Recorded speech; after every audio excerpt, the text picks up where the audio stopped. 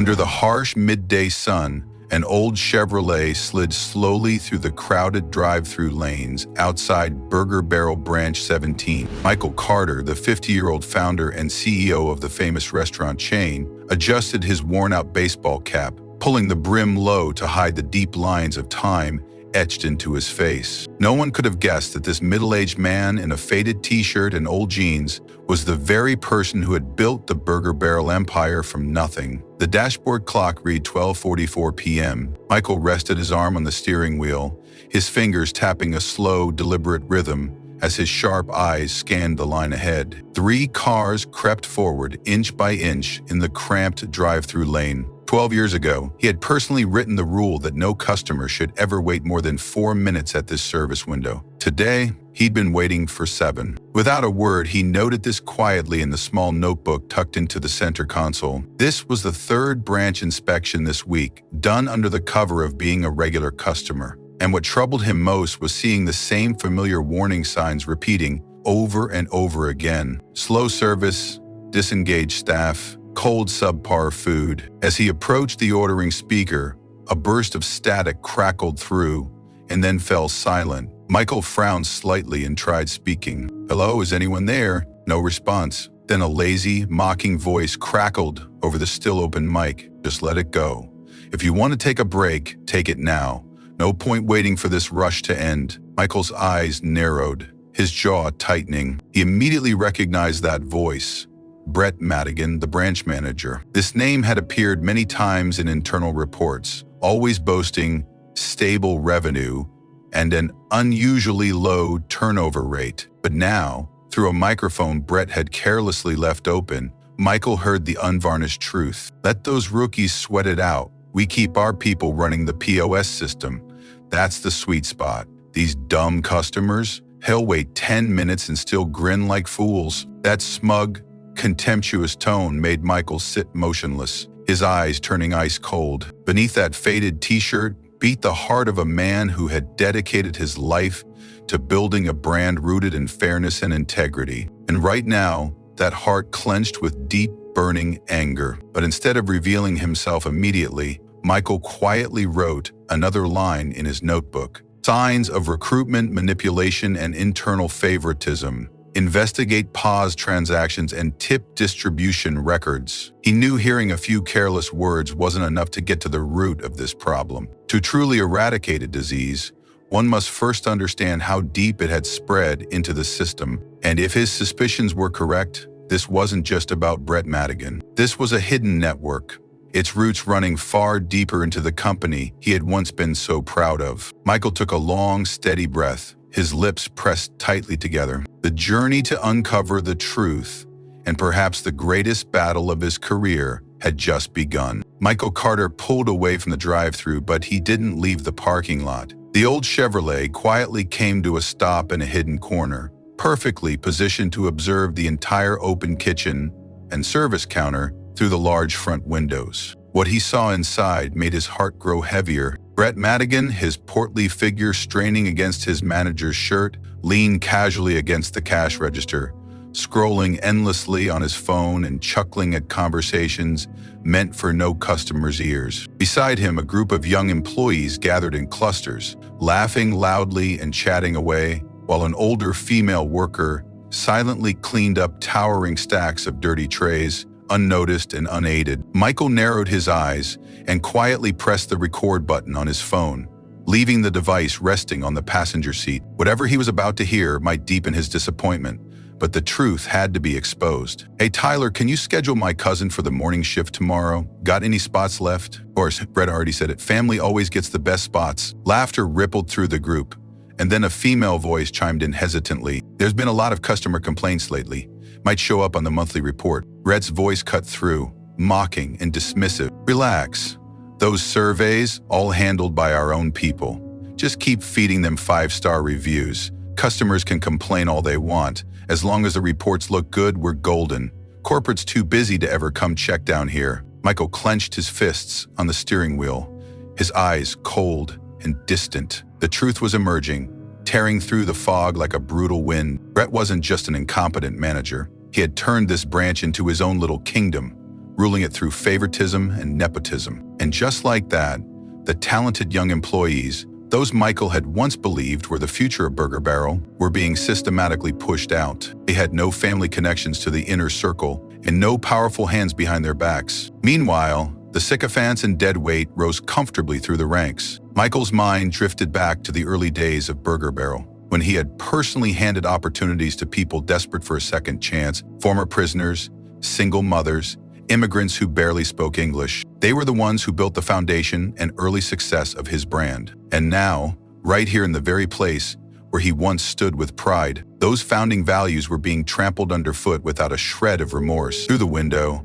Michael's eyes settled on a thin, young man wearing a worn apron, quietly carrying trays of food back and forth, utterly invisible to those around him. As he passed by Brett, the young man gave a respectful nod, only to receive a cold glare and a dismissive wave of the hand. Michael knew then this young man, like so many others, had long given up hope of finding fairness here. He scrawled one more jagged line into his notebook. Recruitment manipulated, survey system fraudulent, review all HR reports from the past 3 years, create a list of employees forced to resign without cause. And then Michael leaned back against the seat, his gaze drifting into the distance. All the clues were clear now, but to end this game, he needed more time, and a strike they would never see coming. Beneath the frayed jacket and the low-brimmed baseball cap, Michael Carter, the 50-year-old founder and CEO of Burger Barrel, sat silently in his old Chevrolet,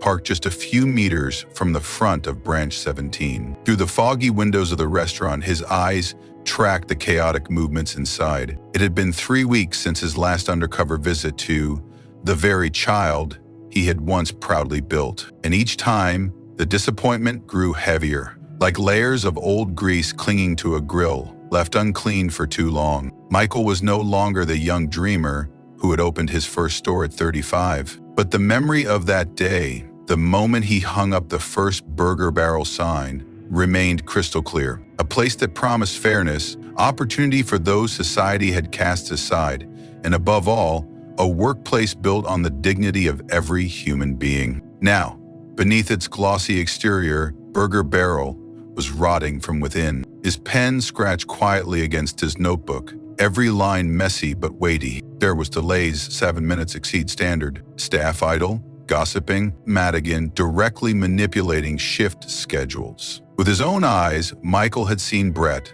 the branch manager, brazenly standing at the service counter, adjusting schedules manually instead of using the official system. Instead of rewarding merit, Brett nodded approvingly at his inner circle and dismissed others with a careless flick of his wrist. And then, from the drive-thru speaker, Brett's arrogant voice echoed out, oblivious to the still-mugged microphone. Those folks in their cars? Just sheep. Let him wait a bit longer. They'll still smile and thank us anyway. Michael clenched his notebook so hard his knuckles turned white. The values he had spent a lifetime building were being torn apart by men like Brett. Men who treated the company as their personal kingdom, where rules only existed to fuel their greed. That night, under the dim glow of a cheap hotel lamp, Michael spread out every internal report in front of him. He began connecting the dots. 3 branches reporting stable revenue but showing abnormally low efficiency. Customer satisfaction surveys suspiciously uniform, all rated above 4.9/5 with no detailed feedback. Unusually high numbers of employees sharing the same last names or residential addresses. And then, like a punch to the gut, the final line of data hit him hard. Riverdale and North Point branches now showing the same patterns. Michael leaned back, closing his eyes. This wasn't just an isolated infection. Brett was merely the tip of a much larger iceberg, a hidden empire quietly eroding Burger Barrel from its roots. A silent alliance of branch leaders had formed their own network, manipulating recruitment, training, and promotion processes to serve their private interests. They've turned Burger Barrel into a private family empire, and I let it happen right under my nose. In that moment, Michael Carter knew this battle couldn't end with simply firing a manager. He had to dismantle an entire underground kingdom, one that had quietly taken root within the very company he once proudly called his life's work. And tomorrow morning, the battle would begin. Michael Carter, CEO and founder of Burger Barrel, had disguised himself for this secret investigation. Through his inquiry, he discovered the manipulation wasn't confined to a single branch. It had spread throughout multiple locations. Revenue and staffing reports were being manipulated, forming a deeply entrenched underground kingdom within the system. Michael began reviewing internal reports from other branches. He noticed certain locations boasted unusually high revenue figures, but when compared to actual order volumes, the discrepancies were glaring. Financial trouble, staff turnover rates at these branches were also far higher than average, yet no official reasons for resignation were ever filed. Determined to go deeper, Michael personally reached out to several former employees. They revealed that they'd been forced to resign or had their contracts terminated without clear explanations. Many said they felt isolated, pushed out, and unfairly evaluated. Michael soon uncovered that these branches were all managed by people closely connected to Brett Madigan. They frequently held private meetings off the official company channels. Hiring and promotion decisions were made behind closed doors, with no transparency. One day, Michael received an anonymous phone call from a current employee. The voice on the line revealed that Brett and his inner circle were running a family-controlled network, prioritizing their own people and eliminating anyone who didn't fall in line. They also manipulated reports to conceal their activities. Michael realized the manipulation had become deeply rooted in the company's very structure. He faced a painful decision: stay silent to protect the company's public image, or face the truth head-on and begin the painful work of cleansing the system from within. That evening, Michael sat alone in his penthouse office, the golden sunset painting the glass walls in a soft, fading light. His eyes closed briefly, his calloused hands gripping the old fountain pen his father once gave him. He could almost hear his father's voice again. When you're not sure what to do, start with the truth. And right now, the truth was undeniable. For the past 3 weeks, Michael and Lauren Parker, his most trusted ally from the earliest days of Burger Barrel, had quietly conducted an internal investigation. But the deeper they dug, the worse the rot appeared. Brett Madigan's family empire didn't stop at Branch 14. It had spread like a toxic web across 4 major branches, where those who were in the know were given every advantage, while the capable and hardworking were systematically driven out in silence. Michael knew he needed someone sharp enough to walk into the shadows, where he himself could not. That's why Sophia Chen, a former judicial investigator, now a private detective, was brought into the game. In a sealed basement conference room, Sophia presented her first report. Secret audio recordings, hidden camera footage from the storage rooms, and, most damning of all, Brett's own handwritten notes, carelessly left unshredded. Sophia connected to the large screen. A video played. Brett, wearing his signature smug grin, stood in the middle of a group of managers, laughing as he boasted. Let them worry about rules. I handle the cash. Keep them thinking they're in control. Here, if you've got blood ties, you're safe. If not, you know where the door is. Michael felt the heat rising to his face. His fists clenched, but his voice remained calm and steady. Do you have something even more convincing, Sophia? Sophia answered with a cold, knowing smile. She had been waiting for that question. She pulled out a small USB drive. There's a full set of fake payroll records and a program Brett used to manipulate customer feedback directly from his phone. It's all on this device. Undeniable evidence. Even Lauren Parker, usually the pillar of calm, let out a sharp breath as the manipulated figures appeared on the screen. Deleted negative reviews, falsified survey scores, and a hiring history filled with the same repeating family names: Madigan, Wells, Gaines. Michael rose to his feet, his eyes cutting through the room like a blade, stripping away every remaining illusion. Enough, he declared. It's time to bring this underground kingdom to an end. That afternoon, Michael signed the order to convene an emergency meeting at headquarters, requiring the attendance of all regional directors, branch managers, and key shareholders. We're not just taking down Brett Madigan, he said to Lauren, his voice deep and thunderous. We're going to sweep out everyone who's been feeding off the sweat and hard work of honest people. And this time, we'll make sure the whole world knows. Lauren nodded quietly. a spark of conviction in her eyes. "You want this broadcast across the entire Burger Barrel network?" Michael smiled, not the smile of a CEO sitting comfortably at the top, but the smile of a man ready to roll up his sleeves and return to where it all began. "No, Lauren, I want this to be recorded for the history books." The emergency meeting was scheduled for exactly 9 a.m. on Friday, the busiest hour of the week. Michael Carter chose that moment not only to ensure everyone would be present, but to prove a point, that even at 50 years old, he still held enough power to shake the very foundation of Burger Barrel. The night before the meeting, headquarters in Seattle stayed lit through the night. In his office, Michael, Lauren Parker, and Sophia Chin worked tirelessly, combing through every last detail. Sophia laid a thick envelope on the table, her tone calm but edged with razor-sharp clarity. "This is a full log of Brett's calls,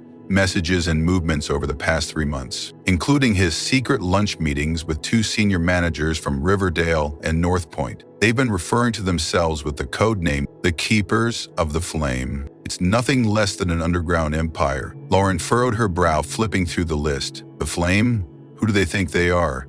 Some kind of royal dynasty?" Michael stood silently by the window, gazing out over the sleeping city. His voice cracked slightly with the weight of bitter reflection. "This time, it's burning away the very soul I poured into Burger Barrel from the very beginning." Then, as if struck by a sudden thought, he turned back to Sophia. "You said you recorded that meeting?" Sophia nodded, pulling out a small voice recorder. When she pressed play, the room fell into a heavy, courtroom-like silence. Brett Madigan's voice echoed, dripping with smug confidence. "Let that old man stay asleep in his leather chair. We're the ones really running this empire. As long as the numbers look good and the shareholders are happy, he'll never bother looking close enough to see the dirt at the bottom of the glass." Another voice chimed in, identified as Patricia Gaines, branch manager of North Point, her laughter light and cruel. "This is plan. Push all the outsiders to the night shifts, clean house by year-end. Keep it all in the family. Who's gonna stop us?" Michael sat perfectly still,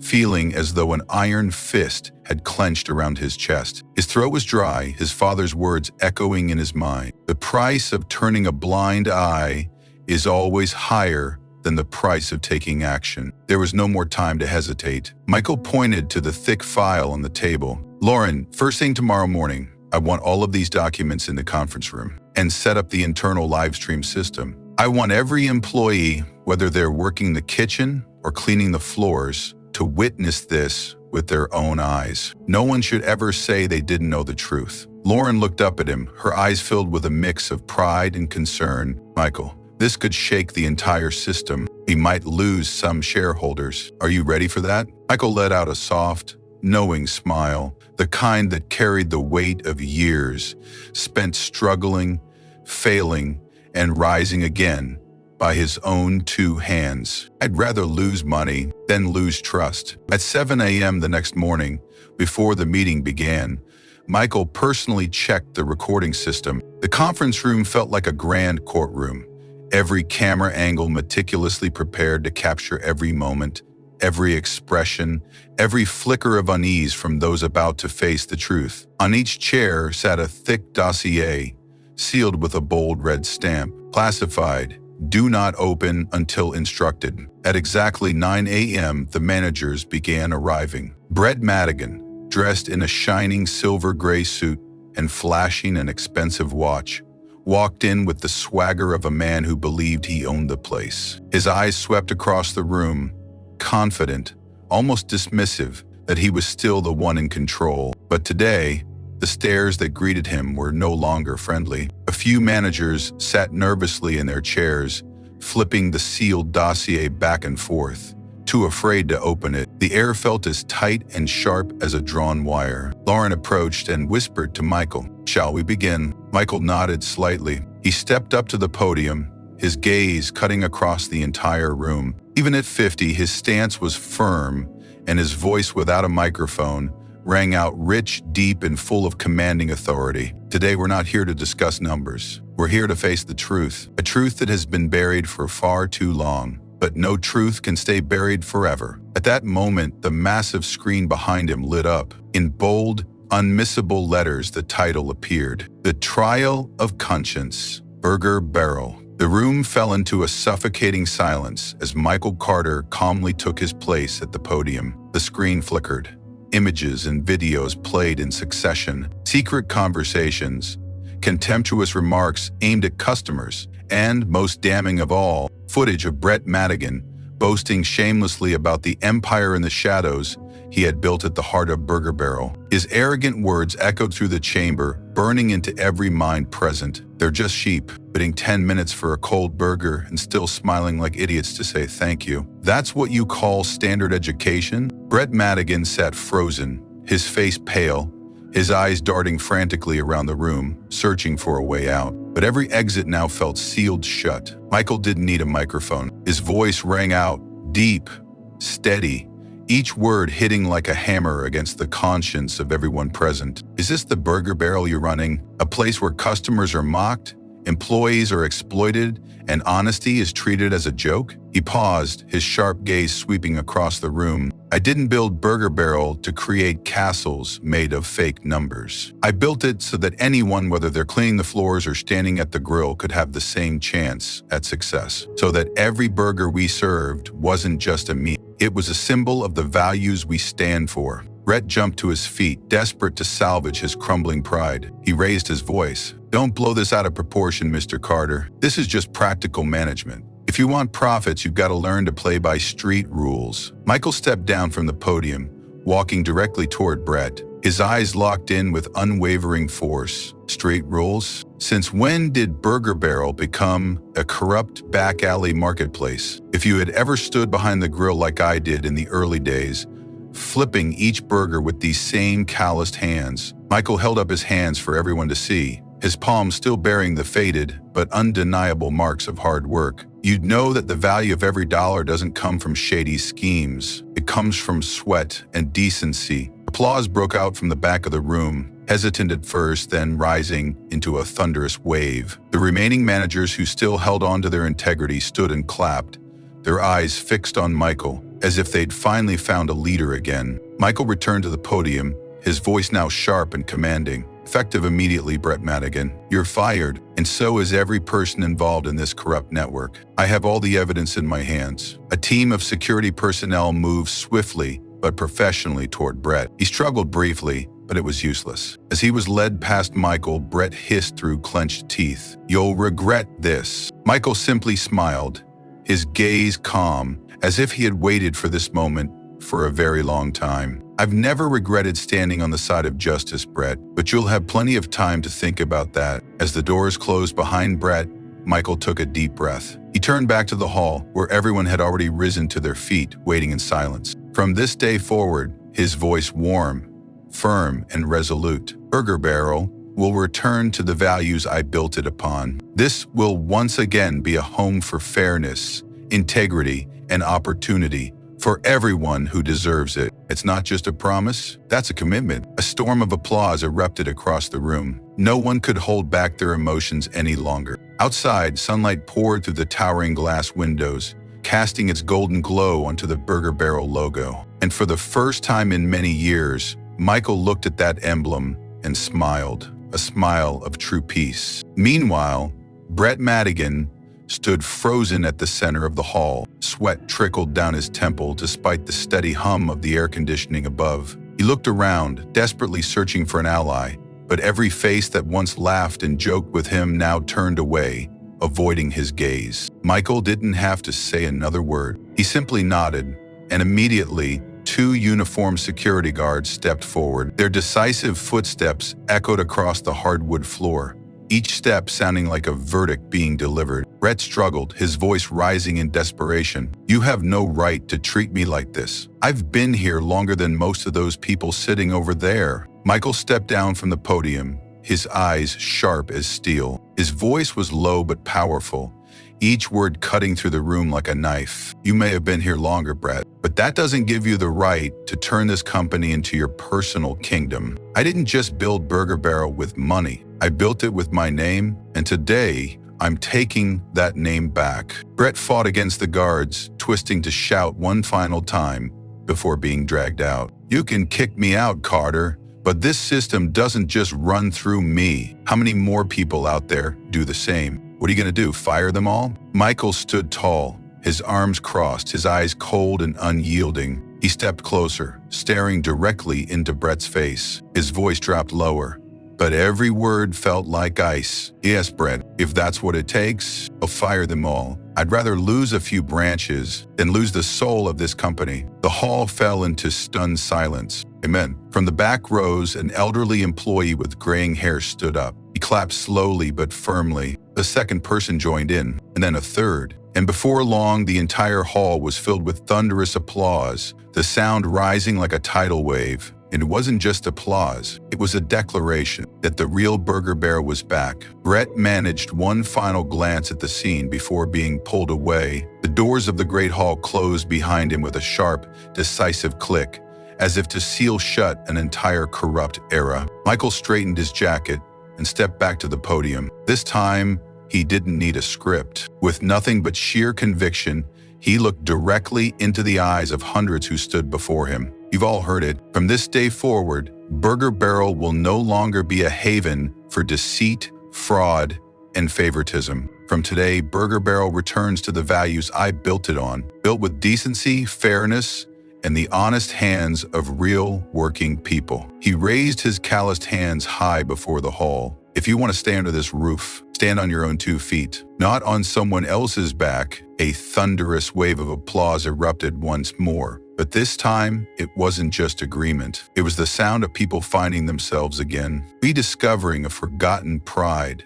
In the corner of the hall, a young female employee clutched her Burger Barrel name tag, tears welling in her eyes. She whispered softly to a colleague beside her, "For the first time, I'm proud to work here." One afternoon, Daniel returned to the old branch, the same place where not long ago he had quietly stood in line at the drive-thru, listening to the sneers behind the microphone. But today, everything was different. From afar, he could already hear the warm, enthusiastic greeting. "Welcome to Burger Barrel. We're excited to serve you today." It wasn't a robotic, rehearsed line. It was a genuine eagerness, a spark of pride in the young man's voice at the counter. His name tag read Marcus, the same young man Lauren had once described in her report as a promising talent held back under Brett's regime. No one recognized Daniel, and that's exactly how he preferred it. He quietly took a small table by the window and ordered his usual burger. When it arrived, it wasn't the cold, hastily wrapped meal he used to receive. The burger was carefully prepared, the bun still warm with the scent of melted butter, the tomato slices perfectly stacked, and the lettuce fresh and crisp. But what filled Daniel's heart with warmth wasn't just the perfect burger. It was the atmosphere, genuine smiles, sparkling eyes, and the unmistakable pride in every employee as they served their customers. No more fear, no more silence. Daniel leaned back in his chair, his eyes gently closing for a moment. Sometimes, only after losing your way do you truly understand the value of the right path. And only after walking through the darkest nights do you finally know how to cherish the light. His eyes stung with tears, but he didn't look away. He wanted to remember this moment so he would never forget the lesson it carried. Sometimes you have to lose everything just to remember why you started in the first place. Outside, the first winds of autumn whispered by, carrying with them the warm, inviting scent of freshly baked bread. And in that fleeting moment, amidst the bustling crowds, Daniel Cross, the man who once feared he had lost the very soul of his dream, finally found himself again. Every journey must eventually reach its end, but only those who dare face the truth, who accept the pain of loss, can write a brighter, more beautiful new chapter.